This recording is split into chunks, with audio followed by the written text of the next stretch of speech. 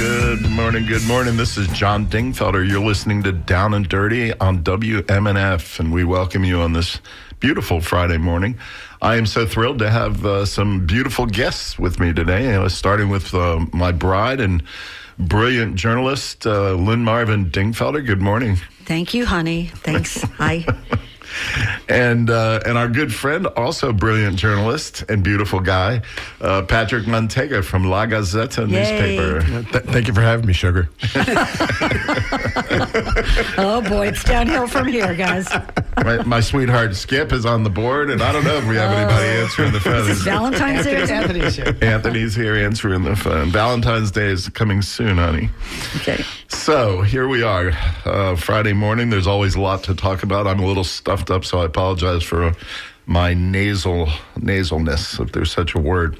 Patrick Montega is the publisher and brilliant columnist for La Gazzetta newspaper. La Gazzetta recently celebrated their 100th anniversary, started by... That was like 3 or 4 years ago, John. That's okay. We're 104. It's all right. After 100, who's counting? Who's counting after 100?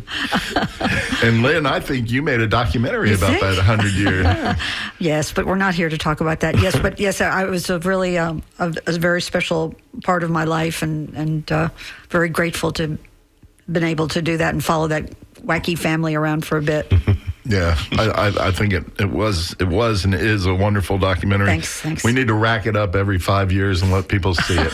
There you go. If that's coming along next year, perhaps.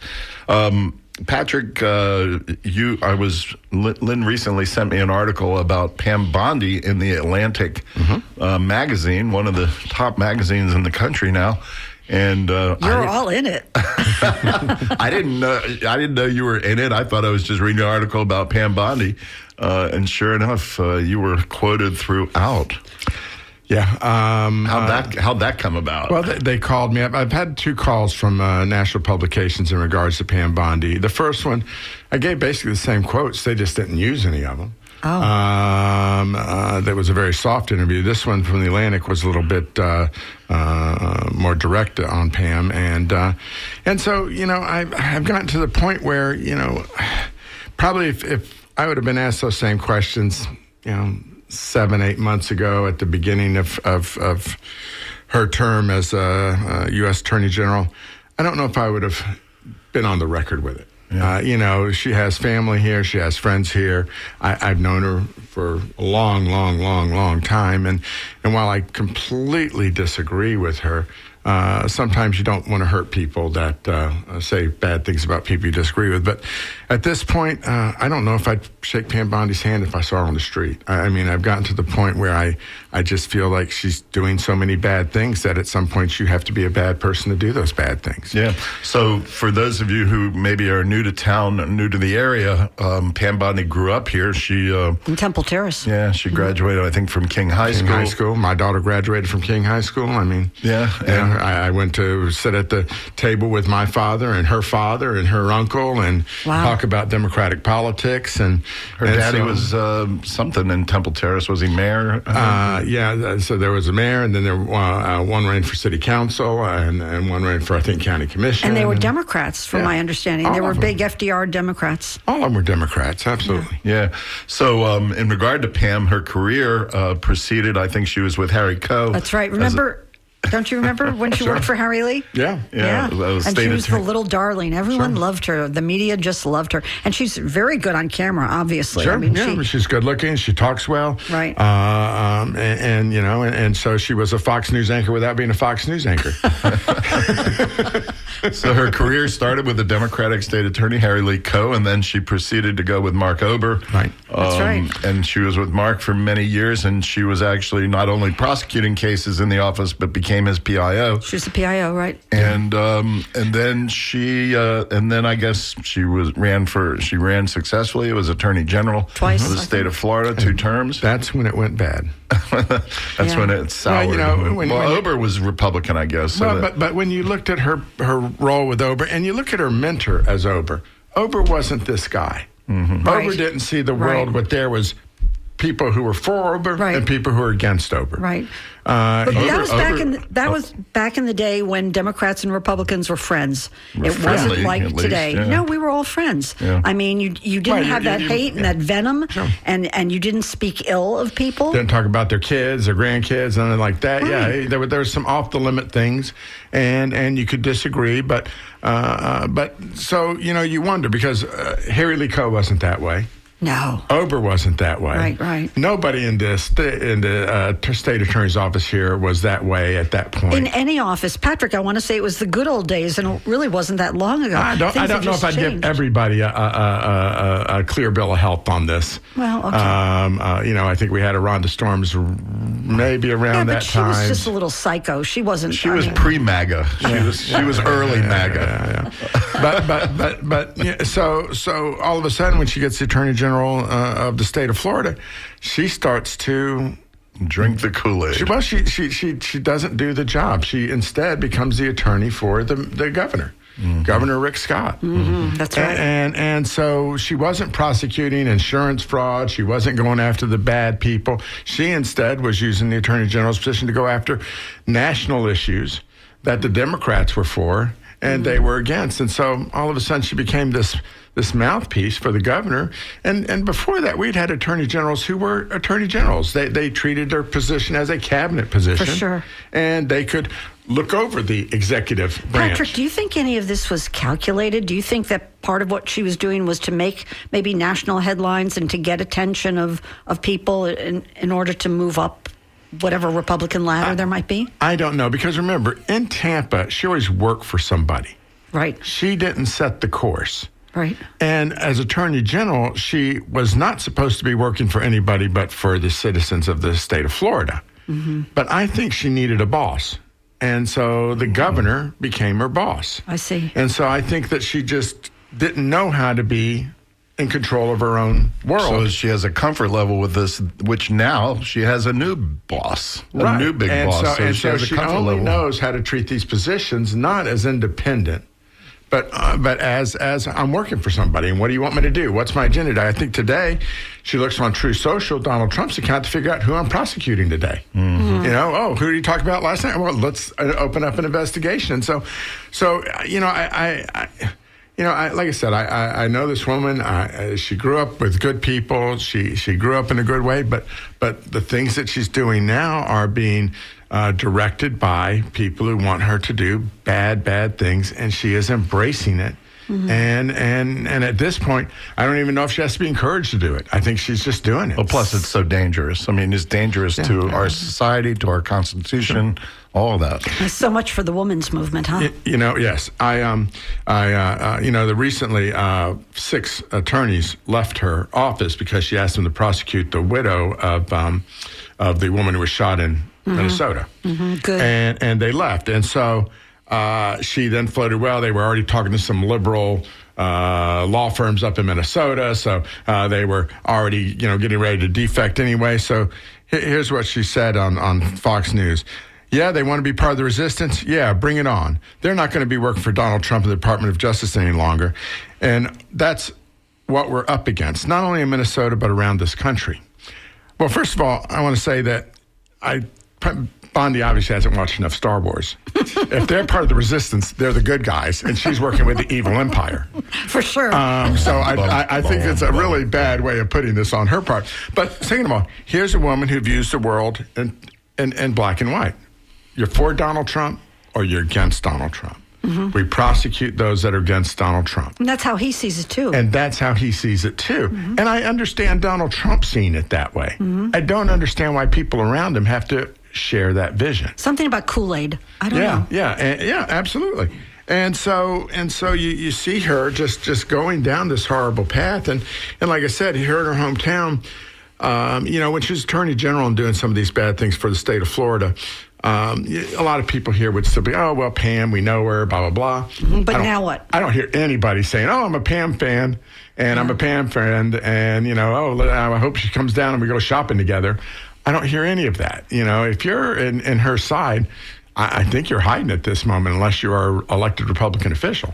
So the article said that she fired 230 career attorneys there. She gutted the Civil Rights Division and the Public Corruption Division, And thousands have left on their own. Yeah, because they have dignity.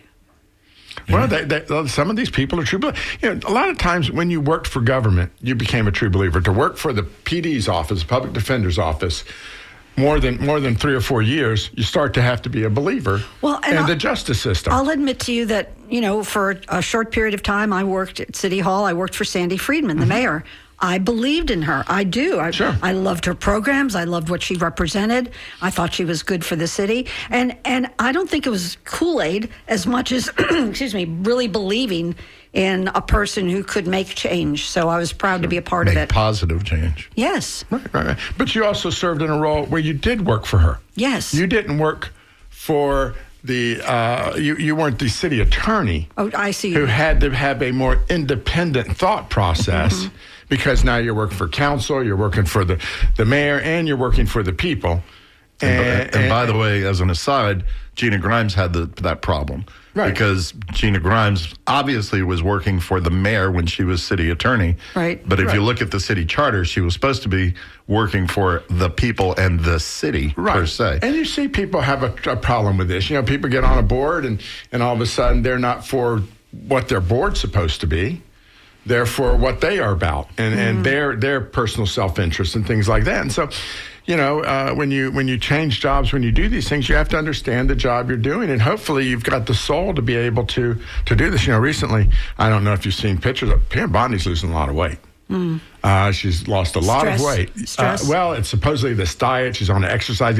You look it up, and there's what's Pam Bondi's diet like, and all this kind of stuff. So, but you don't think she'd run for president, do you? I don't know if you ever saw the movie 21, but it was about yes. Yeah. So I think at least 21 grams of her weight loss has been her soul fleeing her body. Oh. That's bad. If you're just tuning in, this is WMNF. I'm John Dingfelder. You're listening to Down and Dirty. Our guests today are Patrick Montega from La Gazzetta newspaper, the publisher and columnist, and Lynn Marvin Dingfelder, all-around great person. and married to the host, so I get an in. And I'm not feeling good today, so these guys they're running with it. We appreciate it. All right, Pam Bondi, boo. Johnny, are we going to take some calls? We are going to take some calls, and because I see there may one be coming people in. out there who know Pam or have worked with her. And the phone number would be 813-239. Has she changed to those who knew her when? If you went to school with her or worked with her, give us a call and let us know your thoughts. And if you think we're being unfair, say that too, because this is Down and Dirty. So we do want your feedback. And Patrick, jumping off your point, when I was in the public defender's office and Pam was across the aisle on some cases, or just generally, I'd run into her. And even though we knew that we were on opposing sides, she was always pleasant and friendly and cordial and not vicious. And, what happened? What happened. What's the phone number? 813-239-9663. It looks like that call got lost, but here we go again.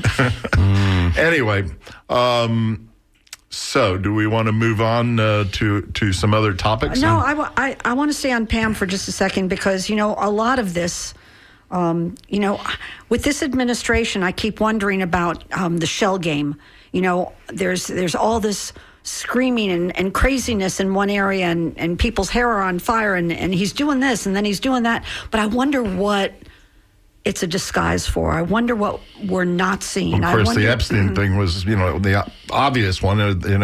Nobody's talking about Epstein anymore because we're talking about Minnesota. But in terms of Epstein, there are 2 million documents, of which 12,000 have been released. So that tells me there's a lot more to the story that will slowly maybe leak out. But is that the cover-up? I don't know. I don't know what's going on. I just think there's more to it. I mean, what country are we going to take over that we didn't know about? Or well, when it served the Republicans well to be floating these little conspiracy theories that Biden and the Democrats are all part of this giant pedophile scheme worldwide, then the Epstein files worked in their favor. And they worked in their favor if they were this thing that existed, but we didn't quite know what it was, so you could bend it or whatever. Well, of course, now that the Republicans are in leadership, right, and the pictures of Donald Trump and Epstein are there, now all of a sudden it's now created its own problems for them. First of all, the reality is that what happened with Epstein is, while it's a horrible thing, doesn't have a whole lot of effect on national issues, doesn't have a lot of effect on our own personal lives or anything like that. So the amount of news it takes up is tremendous. But it's tabloid and titillating. It is, absolutely. I'm not saying it isn't, but it's not. It's also very raw. It's not really real news at the end of the day, as far as affecting the world and things like that. And so the amount of the Republicans fed this conspiracy theory, and now they can't turn it off. No, they can't get it. Yeah, and it's turning on them. Because there's no amount of, if you dumped all the files on the road tomorrow and let everybody just pick it up, somebody would still be saying, "What else are you hiding? Oh, maybe what so. else are you hiding? Maybe so. What else?" I mean, but they've earned our distrust. Well, everybody's earned our distrust, I think, to some point. But at some moment, you have to, limit your conspiracy theory. All right. We've got Kelly in Tampa. Kelly, are you there? Hey, John. Hi, Lynn. Hey, Kelly. Yay. It's our favorite, Kelly. What's up? Kelly, we haven't heard from you in so long. How are you? I'm a little under the weather. I just got back after midnight last night from Texas. Oh. Protesting against, working with faculty who are now being banned from teaching Plato at Texas A&M University. Are you kidding? No, it's all over the news. You can look at it there. But I'm calling about Pam. Good. Okay. Chime in on this. Pam Bondi, you asked about people who have had some stories, and I know Pam Bondi grew up in this community. I know friends who used to carpool with her to community college. Used to call her up and serenade her with Bee Gees songs. But my story, and when I kind of realized who she was, I mean, I had a sense, prior to her jumping on the Trump train, but we were in line at the Tampa Theater downtown. Do you remember that Mr. Rogers documentary that came out a few years ago? Oh, that was great. Yeah, I like that. It was a wonderful film. And I was surprised to see her there, actually. She was there. I believe it was her boyfriend or someone she was dating. And at that point, it was around the time, actually, that Trump had, started, there was the kids in cages stuff going on at the border. And Pam was in line right in front of us, and there was a couple people that were with us that wanted to ask her a question. Not really confront her, just engage with her on these issues. She's a public representative. She's out in public. She's in line to see a Mr. Rogers movie. and so a woman that I was with, said, "Hey, Pam, can I ask you a question? What is going on? These things that we're seeing, they seem like absolutely horrible, immoral things to be doing with children." And she turned around and she said, "I'm here to see a movie. You can't ask me these questions." And then the boyfriend got kind of in my friend's face, and then I had to square off with him and say, "Hey, what are you doing here? You're out in public. This is a public representative. You should know what you're getting into here." And then, so we went, that was diffused quickly. We went in. Pam apparently called the authorities. And when the film let out, the entire lobby of the Tampa Theater was filled with law enforcement to escort her off the property so that she would not have to deal with anybody confronting her. Or at that point, other people had seen that she was there. I think she got heckled a couple times. Oh. She went on Fox News and completely lied about the incident, distorted it, and then she had to include the detail that someone had dreadlocks for the Fox News audience, as if having dreadlocks is some sort of crime. But it was to me, that really, it was a crystal clear moment where it was like she bared who she was. Yeah. And I know that, Patrick, you probably know her family from Temple Terrace growing up, and maybe she did. I don't know what it was that transformed her into this. It was this desire to have power, and power corrupts. Maybe. And the attachment to this Trump chain. But I'm curious if, and John, you have a legal mind. Is there anything that can be done, or do they all have blanket immunity about the vicious crimes that are being committed right now by the federal government in places like Minneapolis and many cities across America. What can be done when these people leave office, or are they going to? Are we going to have a Nuremberg trial for these lunatics who are out here terrorizing with armed, terror squads running rampant in neighborhoods, yanking people out of their homes, killing people, blinding people? There's like so many incidents now. It's obscene. Yeah. And these are people that are justifying this. So I'll go ahead and hang up. Great to talk with you guys. I just thought I'd share that with you. Thanks, Kelly. Have a great day. Thanks for Kelly. listening. Thanks and for all you do. Yeah, thanks for all you do. James Shaw was on last week, and he mentioned the possibility of that sort of Nuremberg approach when all this nightmare is over. Hopefully, Please let it be over. Hopefully 3 years from now, or less. And all we can do is wait and see. It's obviously unprecedented in this country. And that comment about dreadlocks is such a dog whistle. I mean, it's just so rude, and I think that's what breaks my heart. So is that lying and embellishing and making up stuff has become a norm. I don't know if they're trying to exhaust what's left of the journalism field to try and say this isn't true, or whether it's a distraction, or whether they really believe these things in their minds when they distort and say things. When I hear the leadership get up and just babble and make up these things, and it just, years ago, this wouldn't have been allowed, and everyone's just rolling over. I mean, except for people like Kelly, who's out there protesting how wonderful. And that's really all you can do at the moment. The problem is that the system isn't working. The checks and balances aren't being working because Congress, the Republicans in Congress, have just decided that they are just another wing of the White House. Asleep at the wheel. In the Senate, the same thing. You have an attorney general who won't look into anything. It's kind of like on our own state level. We have an attorney general who will not investigate this money that was funneled around to support public money that was funneled around to support this anti-marijuana issue. Mm-hmm. And to support the wife of the governor. And you've got a governor who will fire elected officials, and the Senate won't do its job by saying, is this really what you should be able to do? And they're supposed to look over when the governor removes somebody for office. And so when people stop doing their job, it all goes bad. And Uthmeier, on Martin Luther King Day, did you write about this week? On Martin Luther King Day, Uthmeier, the Florida Attorney General, makes a written statement and a public statement, and he says, I am not going to enforce the 100-odd statutes that are on the books that make any reference to race. Mm-hmm. Okay?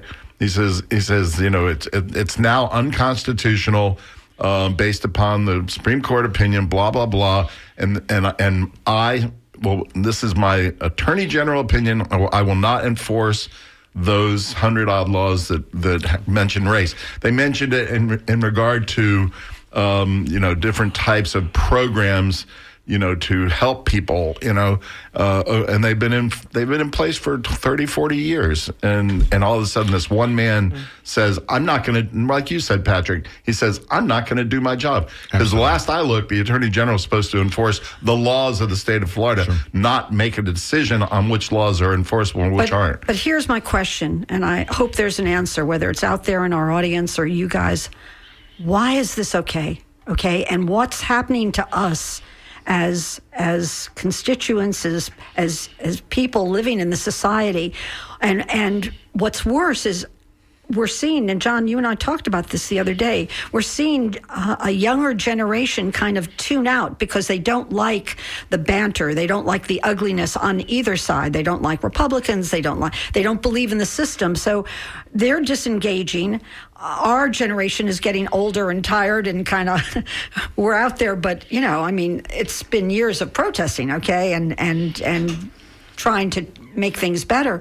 So my question is, if we have a population or a younger group that's tuning out and not caring, possibly not voting or not understanding or even listening. How many of our kids even watch the news? Pat, do your kids watch the news?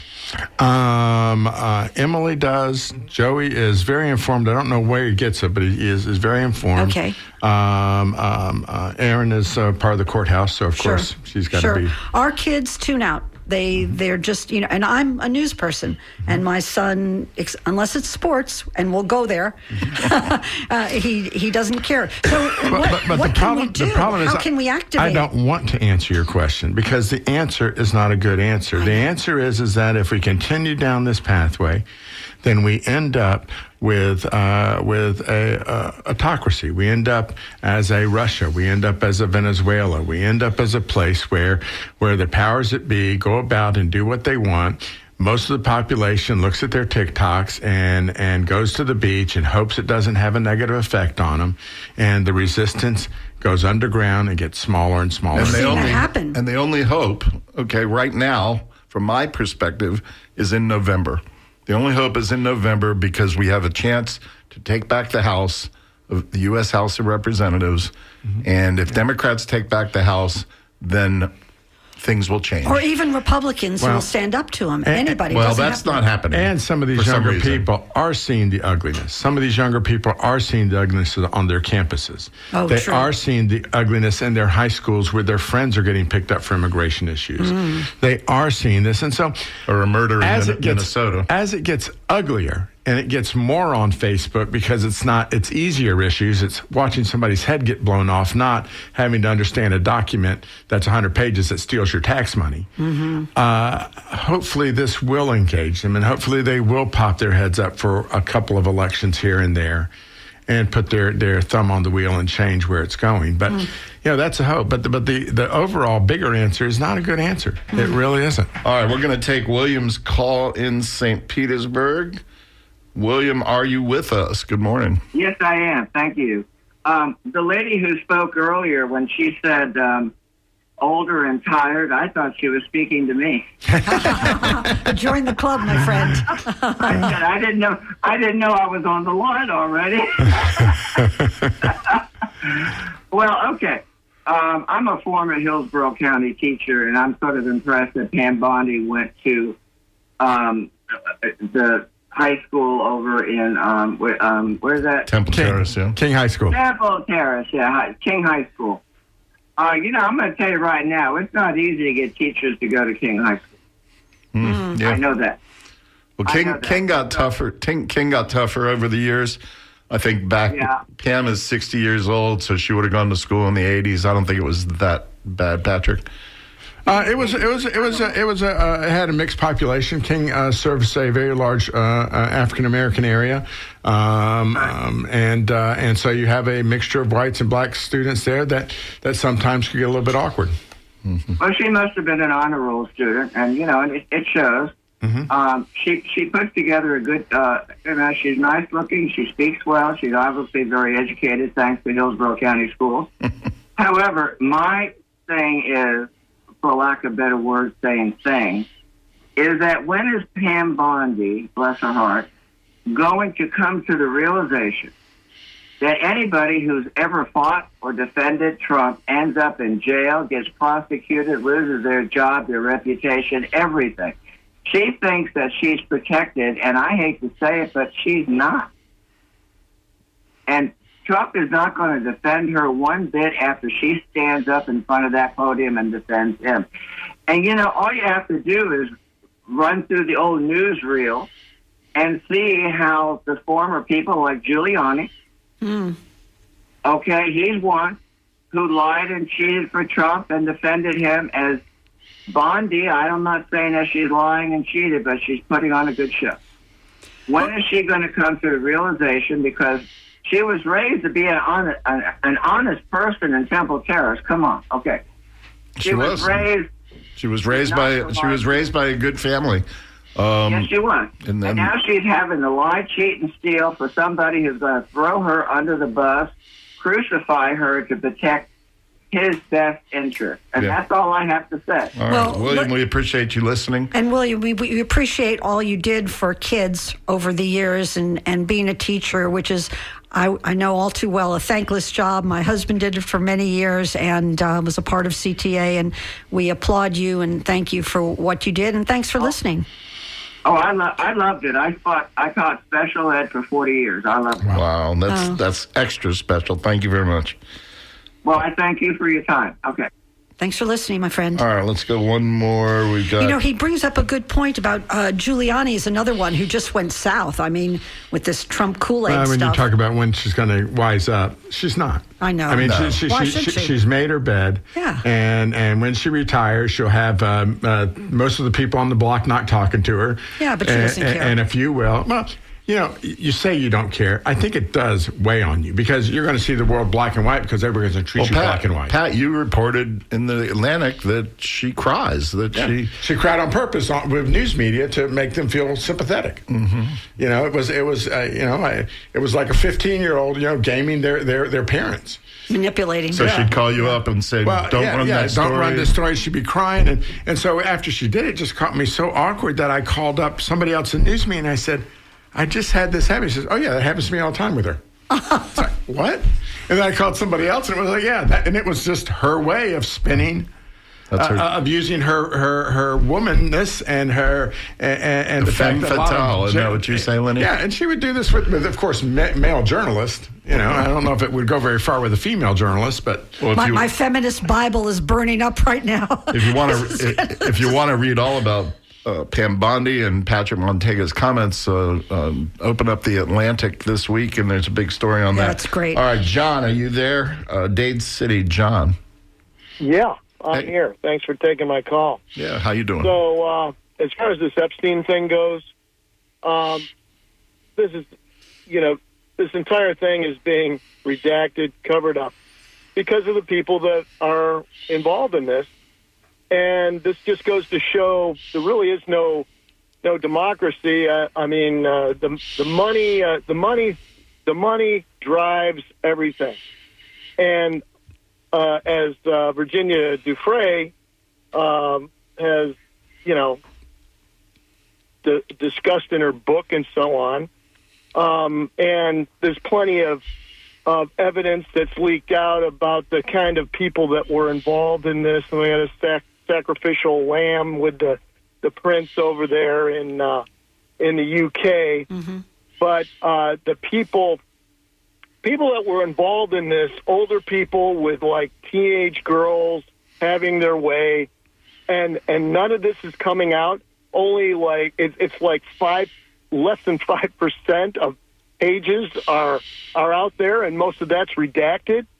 Yeah, the Attorney General Pam Bondi is clearly thumbing her nose at Congress, which is pretty scary. It's one person. It's not just one person.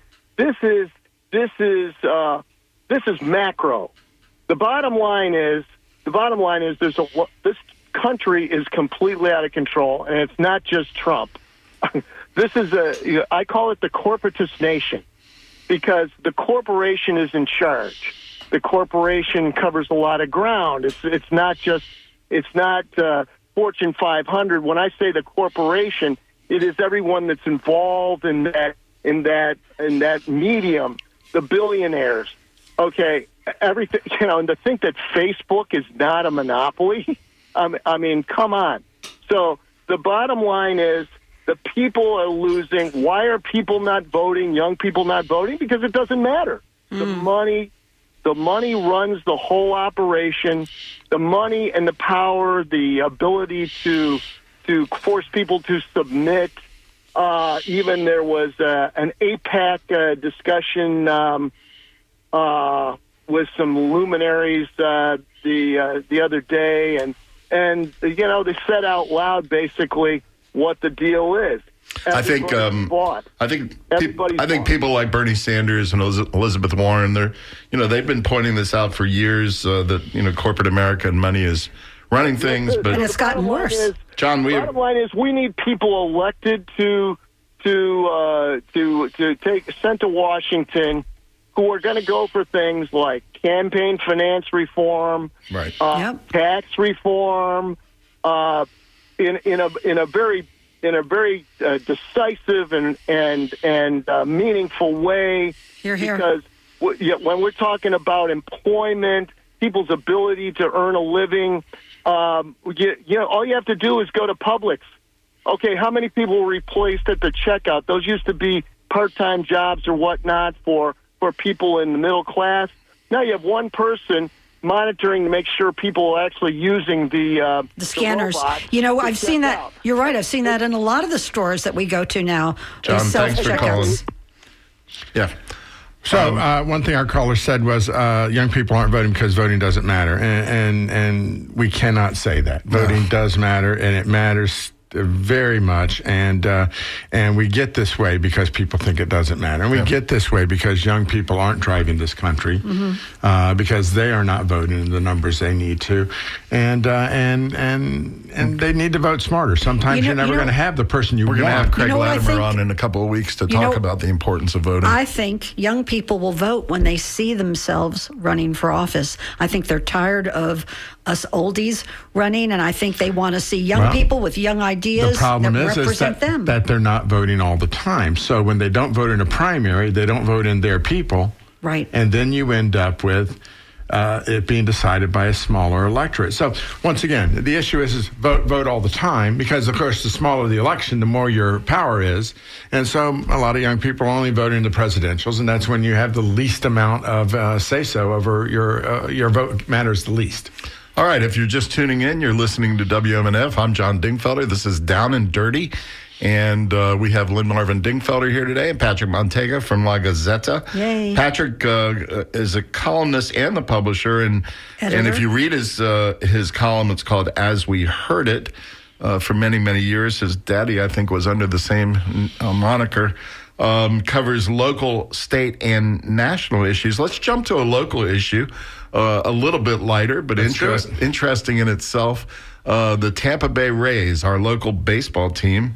Patrick, by coincidence, and we appreciate your service, serves as the chairman of the Tampa Sports Authority, not to be confused with the sporting goods store. I think people need to understand, Pat, what that body does. What is the Sports Authority? Yeah, what does it own? What does it do? Sports Authority was formed in the 60s by the legislature to be able to be a government body that could combine the forces of other governments into promoting and bringing sports to the area. So it's an umbrella group. It's an umbrella group, and so I have 11 board members, 4 appointed by the mayor, 4 appointed by the county commission. 1 is a county commissioner, 1 is a city council person, and 1 is appointed by the governor. And one of the major, most visible things we do is we run Raymond James Stadium. And so currently, with the Buccaneers deal, if we lose money, the city pays us 1/3 of our loss, and the county pays us 2/3 of our loss. And the reason why this is important is because we really have been designed in many ways to lose money. So with the deal with the Rays, with the Buccaneers, when we did it, we knew we were going to lose money for the entire time frame, and so this had to happen, and so we were that group. Is it like a lost leader? Is that what you're saying? You have to lose money to make it? No, sometimes you just lose money to lose money. There are some places where you lose money to make money. So I'm so confused. One of the examples is we have a property out in East Hillsborough County called the Sportsplex. Okay. And the Sportsplex is 15 football fields that we in conjunction with the Sports Commission and try get national amateur tournaments here. So you rent them out. So yes, and so let's say one of our biggest events brings in like 50, 60 football teams to go play on these things, and they're from all over, from Kentucky, Tennessee, Alabama, all over. So it's like their playoff youth games. football. So all these families come here, okay, and they all have to get hotels, and they all have to eat while they're here. Yes, and so we cannot charge enough money to cover the cost of running it with these sports, with these amateur sports. In terms of maintenance and stuff? Well, if I charge what I needed to, we wouldn't get the tournament. It goes somewhere else. Okay. So you got to subsidize. So we are subsidized. So we are losing money. But last year we lost $300,000. I think let's back up for a second. But so the Sports Authority has a budget, And that's what you're talking about, losing money or spending money. You have a certain amount of money that you need to maintain all these different properties. Yeah, we have lights to turn on. We've got people to hire. We've got grass to mow. You pay the electric bill at we pay the electric bill. Stadium? We do. They also run the 3 city golf courses. Yeah. And so anyway, let me just finish the sports complex. So the sports complex last year generated 90,000 room nights. 90,000 hotel rooms were rented to have families stay here to play at the Sportsplex. It sounds great. That generated about $600,000 in bed tax. Heads in beds, right? We lost $300,000 that the county had to pay us. The county got $600,000 in bed taxes. So everybody made money. Okay. But we lost money in order to get it. The county made money in taxes to pay us back and kept some money, so we made money. I'm going to guess there are probably county commissioners who say, hey, you're losing money. What's wrong with you guys? Because they don't understand it, right? But, and so, like I said, sometimes sports is designed, sometimes it isn't. Now, with Raymond James Stadium, when we did the original deal 30 years ago, the Buccaneers pay us $3.5 million, and that's what they pay us to have all their games at Raymond James each year. Right, and that should help keep the lights on. And that was 30 years ago. All right. The agreement said that would be all they would ever pay. Oh. So today they pay $3.5 million. Well, the price of everything's gone up. So now we lose about $450,000, $500,000 a game. Wow. To be able to hire the people to take the tickets, to be able to hire security, to be able to turn on the electricity, to be able to parking and all that fix stuff. Yeah, all of that. But we bring in all those revenues, but we have to share them with them. So we lose, and so we were designed to lose. They knew 30 years ago when they wrote the agreement that we were going to, have price increases, and they designed us not do it. But this was the deal to keep the team here, and they could not leave. And so we had a deal with the Buccaneers that they just can't buy out the agreement. They just can't leave, period. Okay, so it's an interesting primer on the Sports Authority, but is the Sports Authority associated with this potential raise deal? At the moment, I don't know. I don't know because you would know. I don't know how the financing is going to go. I don't know what's happening. We have not been into outright negotiations with the Rays. We were not part of the HC deal, Hillsborough College deal. They changed their name, yeah. The county wasn't part of that deal. That was a separate negotiation that nobody else was in the room with. Can they do that without talking to you guys or getting permissions? Well, we have agreements to use HC's parking lots for our games. Overflow, right. We also have an arrangement with the Yankees, and the Yankees parking lot is part of this HC property. And so the county, the Sports Authority, the Yankees, and Hillsborough College are all involved in that one little corner piece of property. So all of us are going to have to deal with it, but they didn't talk to any of us before they did this. So to the best of your knowledge, are they going to wipe out the campus and take it over for a stadium? And are they going to move everything to Ybor? Or what's going to happen to the former HCC? The MOU, the non-binding memorandum of understanding at the moment has the Rays in control of all of HC's property at that site, 113 acres. Wow.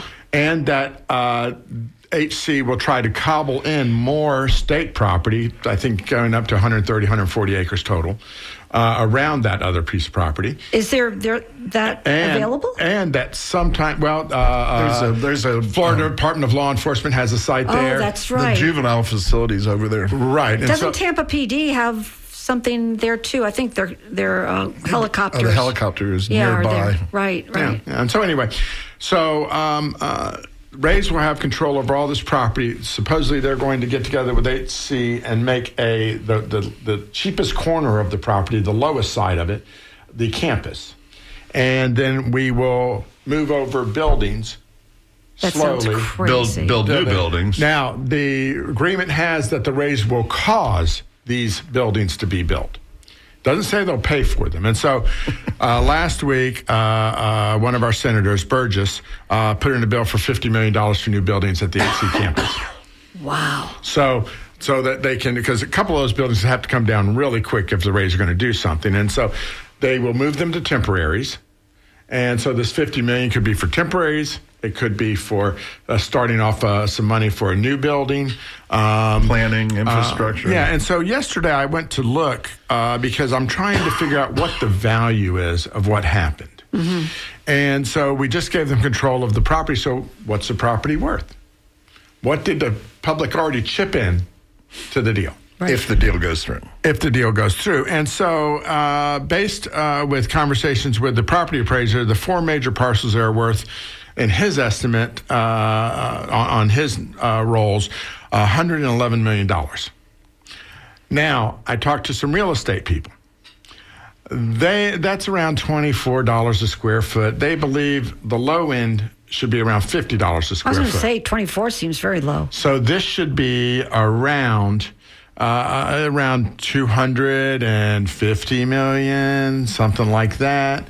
You know, debatable if that could be higher or lower, but 250 is probably a good price. And who makes that money? Does the Hillsborough County, the school makes that money for the property, or does the county make it? You're assuming somebody's going to buy it. We just gave it away. We just gave away $250 million of property. Yeah, so that's Patrick's point is in return this property is potentially worth $100, $200, $300 million, and there's a good chance the Rays are not going to come up with a penny of that.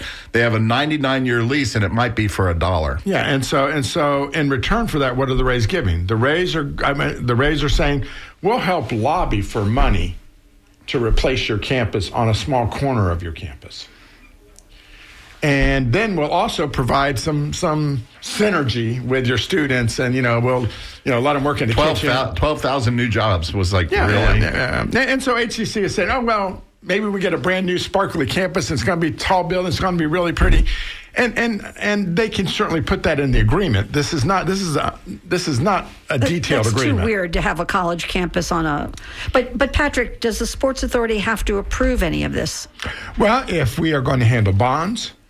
If we are going to handle being the person who helps regulate the construction of the building, if the county ends up owning the stadium, which would most likely happen, so it would be tax-free. That's what happened at the Lightning, right, Pat? The county would probably turn this over to us because, frankly, it's a lot nicer for us to debate whether we have to use taxpayer dollars for new carpet than for the county commission to do that debate. Politically. Yeah, politically. So we form a good barrier against them in making those little detailed purchasing decisions. Also, we understand sports. They don't. Right. So in regard to, taxable property, okay, because I know this was a big issue at the Lightning Stadium. Which portion of the building might be taxable and not taxable. Sure. In this case, in addition to building a stadium, they're talking about building offices, residential, and commercial. Which would all go back on the tax rolls, and supposedly we would form a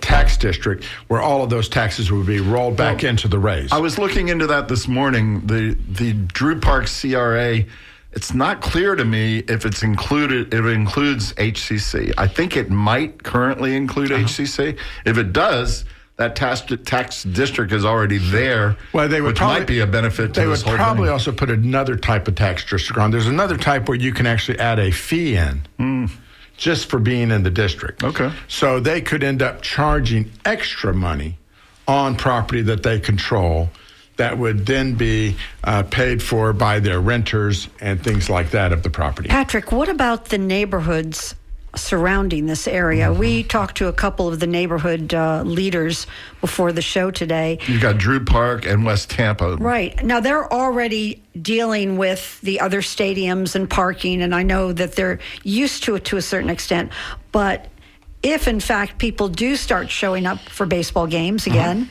then you're adding to this situation and what might be an annoyance. It's like 90 games a year compared to the Bucks, which is, 8?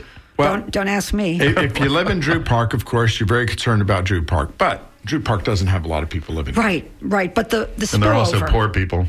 Doesn't it spill over to the other neighborhoods? Well, so most of the neighborhoods next to Raymond James Stadium, most of them like Raymond James Stadium Because they can make a little money? Because they can make a little bit of money. So we don't enforce anything like, oh, you can't park your cars in there. So all of us having a little bit of hand in the revenue makes everybody a little bit happier to have their street blocked off when they're going to make, $500 a game, $1,000 a game in parking. And I would find it very annoying. And so we've had this relationship where most of the people are okay with us because of this transactional But does the situation. Sports Authority listen to neighborhood groups Absolutely. if they come to you? Absolutely. Yeah, Okay. no, we get people who complain about noise and lights and everything else. Oh, yeah, and fireworks so and we stuff, try cannons. we try to adjust things to make things better. Well, you're a sunshine agency, so you have to give people the ability to come in and do public comment. And I just told you how we're appointed.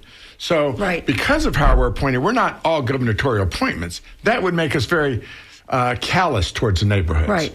I got a city councilman sitting there. I got a county commissioner. I'm appointed by the county commission. Others are appointed by the mayor. So we're all a little bit more sensitive to complaints because we're all local and we've all been appointed I like locally. that. Mm-hmm. And so that's why I think it's really good, our makeup, as opposed to the Port Authority or the Airport Authority, which is all state. Boy, being chairman must be really something. That's a lot of work, I would think. It is work, but it's fun. I get to understand the business of sports, and so one thing I learned this week was, BTS is coming here. What's that? Do you know what it is? Maybe. Do you know what it is? The Korean band? Korean K-pop. This is going to be bigger than Taylor Swift, worldwide and in Tampa. BTS. We sold 110,000 tickets the first day on 2 shows. Wow. 110,000 tickets. Now, we have now opened up a 3rd show. Wow. This is the opening of their American tour. In Tampa? Tampa. Why? And we are a hot stadium. We were the highest grossing for the Stones in America. Yay, Stones. We've been the highest grossing for several of these things. We are a great market. We have there's people here who have money in their pockets But to be able Pat, to didn't you spend tell on me this. that the owners of the Bucks are really the ones that make money for these concerts? Well, we get a piece of it. They get a piece of it, and if the more concerts we do, the better we do. The less money we need from the county to take up our losses in the city for the Buccaneers. So, all right, let's go back to this real question for a second. We got about 3 minutes. So, is it important for a city or a county or a community generally to keep the Rays? In other words, when this new ownership group came in and said, we're going to move somewhere, but by the way, we want 100 acres to do with as we wish as part of our deal. Okay, if I was on city council anymore, I would say, go elsewhere. I don't really care. Okay. I think there's a value to sports. I think there's a value, and all sports are subsidized. First, college level, high school level, amateur level, all sports are subsidized just about. Very few of it pays its own way. I believe there's a value to the Rays being here. I think most of us do. The question is how much value is that? Right. If our agreement was to give them $250 million worth of land and we don't got to do anything else, hey, I think that's a great price. I mean, there's people paying $2 billion. Wow. So if that's our price, and that was what I think it is. Los Angeles did like $2 billion, didn't they? Yeah, I mean, the deal that's in LA. the deal in Kansas That's LA City. money. The deal in Kansas City, which is the state of Kansas, is huge. I mean, it's $2 billion over there too. Wow. And the state's coming up with almost all of it. But isn't the fan base different? And don't you have to look at that in terms of the draw? I know that in St. Pete, the stadium wasn't always filled.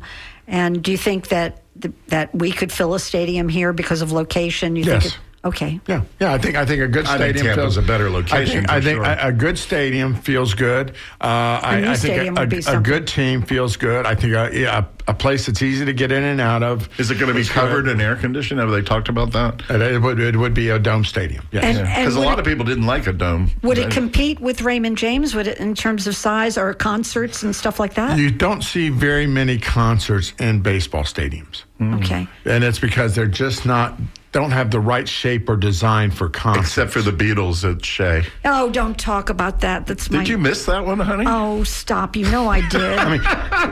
turned down Currently, tickets you don't that- see Legends Field filled with the concerts. No, it is a strange configuration. Yeah. And I think you compete with the Lightning Stadium.